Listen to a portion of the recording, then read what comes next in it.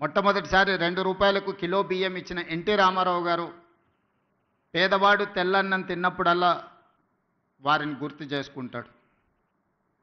IT కంపెనీలను, hitech సిటీని ఇవి చూసినప్పుడు చంద్రబాబు నాయుడు గారు గుర్తొస్తాడని చెప్తారు. అదేవిధంగా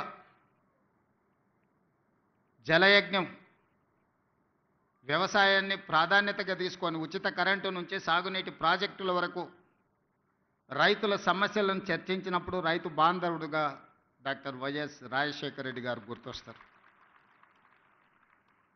సరే, ఇంకొంతమంది కొన్ని రకాలుగా కొన్ని బ్రాండ్స్ క్లెయిమ్ చేస్తూ ఉంటారు. ఉద్యమకారులమని, తెలంగాణ ప్రదాతలమని. వాళ్ళ గురించి నేను పెద్దగా చర్చించదలుచుకోలేదు. మరి మీరు ఏ బ్రాండ్ లేకుండానే అన్నోటీస్డ్ చీఫ్ మినిస్టర్గా మీరు రావడం పోవడం జరుగుతుందా అని చెప్పి విశ్లేషకులు, శ్రేయోభిలాషులు అడుగుతున్నారు.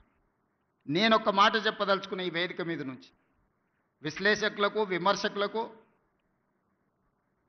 ఈ రాష్ట్రంలో ఉండే ప్రజలకి, young India is my brand. I wanted to create an brand that is called young India.